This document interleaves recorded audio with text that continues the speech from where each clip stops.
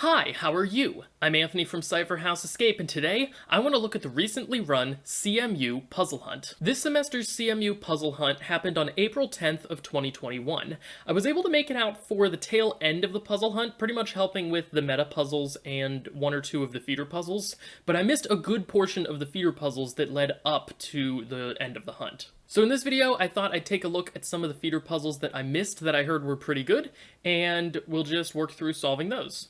As a full disclosure, because I did work on the meta puzzles for this hunt, I know some of the answers to these puzzles, but I don't remember which of the answers goes to which of the puzzles, so I really won't be at that much of an advantage until I start getting some letters for the final answers. The first puzzle that I want to look at is called Slithering the Sea, and it starts with an audio file. There once was a ship that made us think, and the name of the ship was the Slithering Link. The winds blew hard, the map got torn, but still we carried on. Hey, soon may the lodgeboat come to slither the seas in the loop we run. One day when the linking is done, we'll take our answer and go.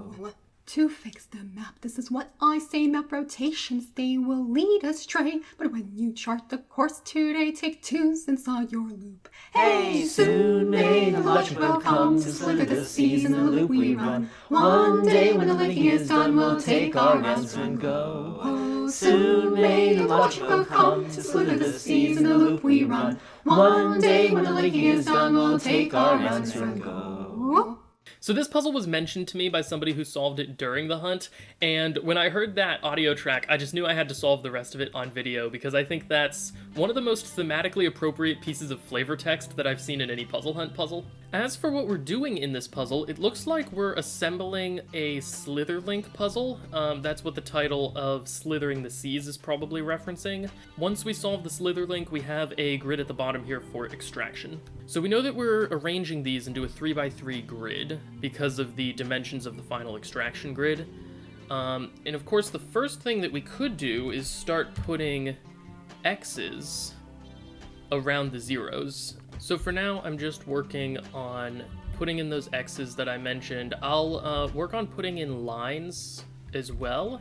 My hope is that once we start getting some of the X's and the lines into these smaller grid pieces, that we'll be able to determine something about where each of these pieces goes within the larger structure. So for this piece here, it doesn't really matter where in the grid it's going to go. We have a 3 next to a 0, and so that means there's really only one way that we can put these lines around the 3. So now that we've placed those lines around those 3s, we can place even more X's. And now we've finished actually this entire section of the grid. For now, I see a couple of places on other grid spaces.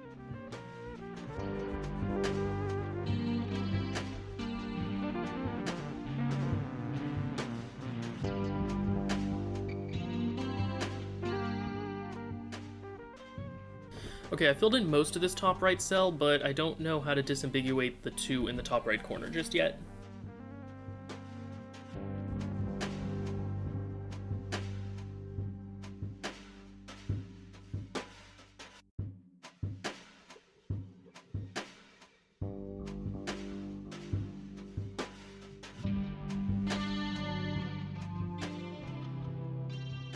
So, where do I go now to start maybe putting these pieces together in some way? Oh, I just saw something else I can do in this bottom cell. So since this line below the 3 ends here and has to either go up or to the right, we know that we can put X's around the other sides of the 1 here.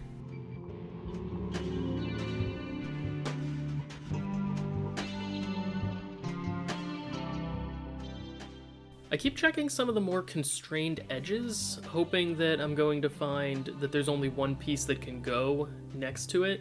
I think that's where I have to go next, but I haven't had any luck just yet finding the specific connection that I'm looking for.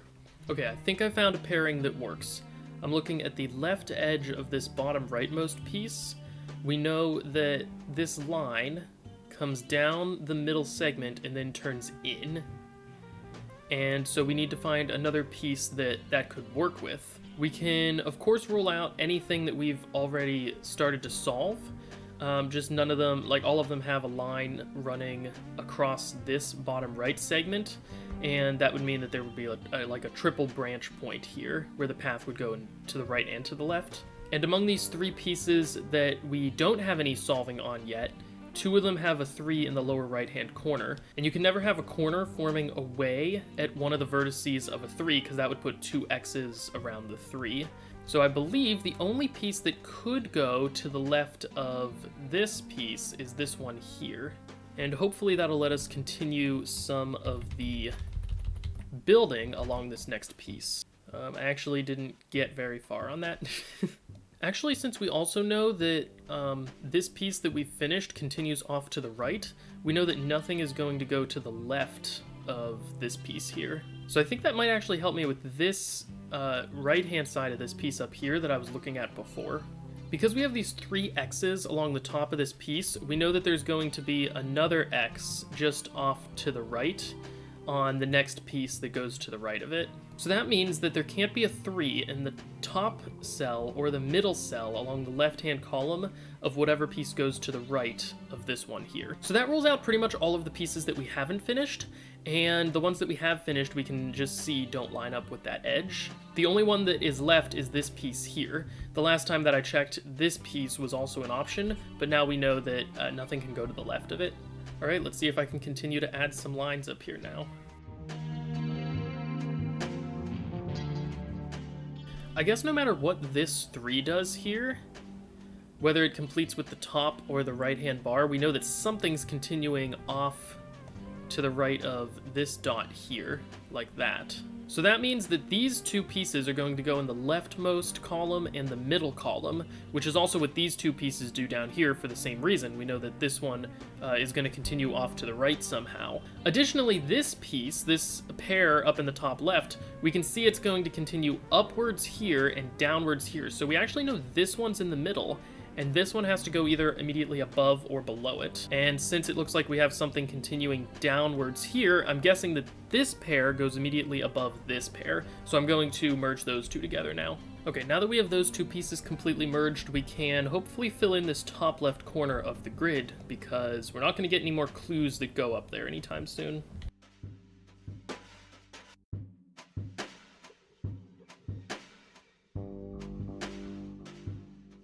Okay, looks like we've finished the top left corner of our grid. We still need things that are going to go below it and things that are going to go to the right. This piece, for example, we know that we only have the rightmost edge and the bottommost edge of our finished grid still to put pieces in, and this one continues down below it. So that means it's not going to go along any of the 3 most cells along the bottom of the grid. It's going to go either immediately to the right of this piece or immediately to the right of this piece. Now, if we hold it up here to the middlemost row, it looks like that's not going to work because we'll have this line coming down with nowhere to go. It can't go left, down, or to the right. So this is going to be the topmost right cell in our finished grid. We can do something similar with this finished piece. We know that this piece isn't going to go along the rightmost column because it continues off to the right-hand side, so it's either going to go immediately below the left column or the middle column. And again, we see there will be a problem if we try to put it under the middle column, so it's going to be the bottom left cell of our grid. Okay, so we now only have these 3 cells left to figure out what we're doing in the bottom right-hand section of our grid. This cell we see could not go down here because of the 3 and the 2 X's that would then be going around the corner of that 3. This cell would also have problems down here because these 2 lines would have to continue around the 3 in the middle, which would leave this 2 with only 1 edge near it. So it looks like this piece is the one that has to go down here, and that's going to allow us to add some more lines to this part of the grid.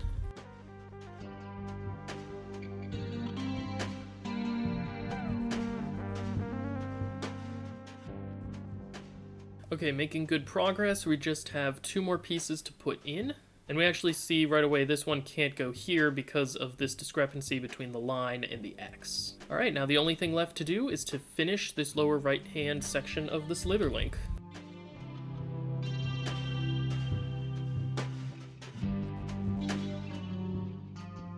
Okay, it looks like I've finished the path down in this section of the grid. I didn't fill in all of the X's just for the sake of time and because I didn't really need to. Okay, so the only thing left to do is the final extraction, and the flavor text told us to consider the 2's that were inside of our loop. So I'm just going to go through the extraction grid here and place circles everywhere that corresponds to a place where we have a 2 inside of our grid on the left-hand side in the finished slither link.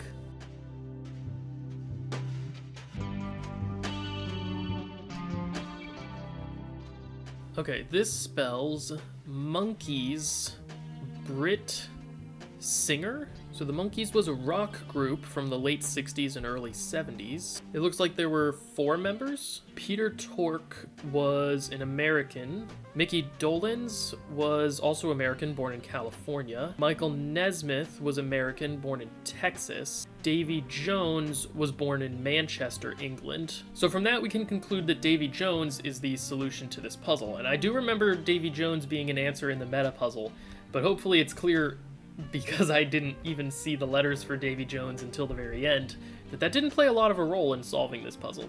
Okay, so we finished a logic puzzle. Let's try a crossword puzzle. They're my 2 favorite kinds of puzzle hunt puzzles. The puzzle is called One Last Request, and there's no flavor text, just a grid and the clues, which as far as I can tell, I don't immediately see anything strange about any of it. So I assume that will become more clear as we start to solve the puzzle. Okay, I have the clues to the puzzle off on the right-hand side, and then 2 grids on the left, one that I'm going to leave as a reference for the numbers, and the other that I'm going to delete the numbers in, and this is where I'm going to enter my answers. So obtain is probably get, and a primer for paint is probably gloss. Well, a hearing organ is an ear, so actually gloss is probably not correct here. Pigpen is a sty. 3, a secret date is a tryst. Acting like an imposter informally. Sus. Gotta love the Among Us references. Oh, if you believe something without question, it's eat up. Can I get 23 across? Choices. Options. So gesso, G-E-S-S-O. Yeah, gesso is a white paint mixture used as a primer. 9 across. Coulomb per second is an amp. 10 down is earn Bitcoin, that's mine, M-I-N-E. 11 cats and dogs are pets. 15 across, it has 6 sides, a die. So is the husband of 55 across Adam, which would make 55 across Eve. Oh yeah, 55 across is the wife of 9 down, I'm guessing that's Eve. Can I get 21 across while I'm up here? Identifies, that's names. 62 across, not even, that's odd. 50 down, Mexican money is a peso.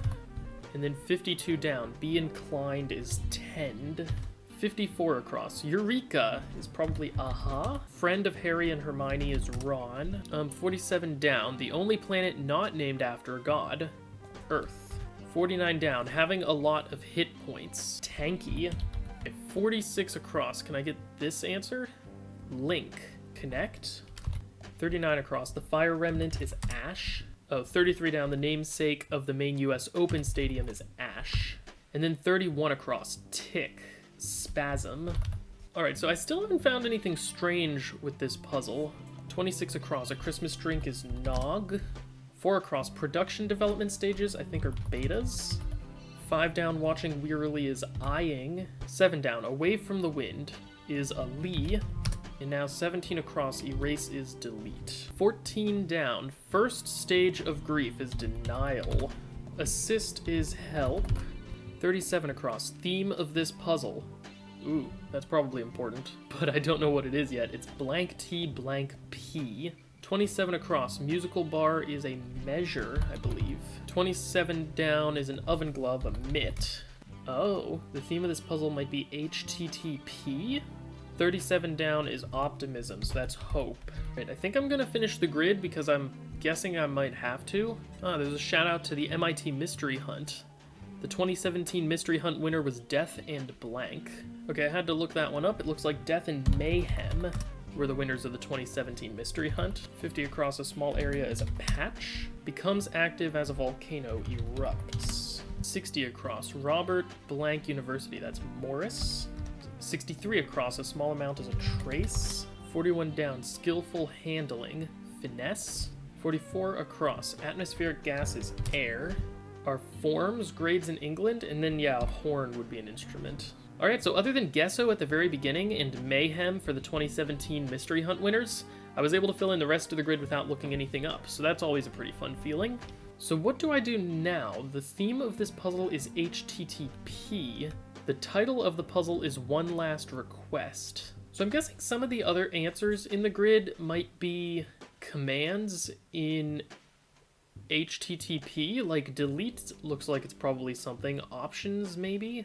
Okay, I found this list of request methods in HTTP, and given that the puzzle's called One Last Request, I'm pretty sure this is going to play a role here. So looking at this list, I see most of these are answers that we filled into the grid, if not all of them, so I'm going to just start highlighting them. We have get, head, post, put, and delete. I'm not seeing put anywhere except that it runs upwards in the answer eat up.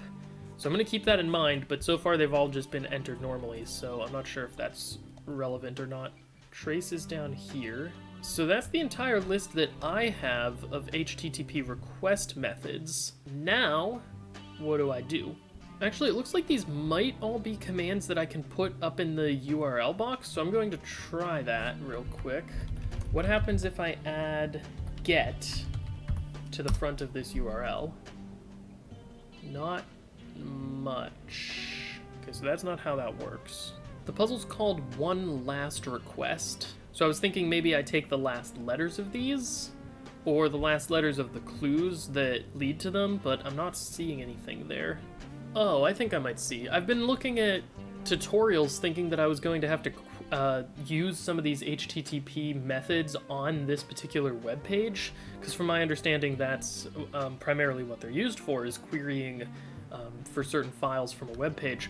But I just think I realized one last request might mean that there's one request that wasn't in the grid anywhere, and that was put, P-U-T.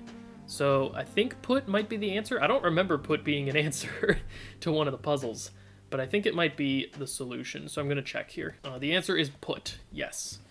Okay, good. I overthought that one, definitely. Okay, so that ends up my exploration into some of the feeder puzzles that I missed during the CMU Puzzle Hunt. Overall, it was a great hunt. I had a lot of fun with it, even though I only kind of got in towards the tail end. If you haven't had a chance to check out the rest of the CMU Hunt from this semester, I recommend that you go check it out. I'll leave a link in the description below. Until next time, thank you all so much for watching. Have a great day, and as always, happy escaping.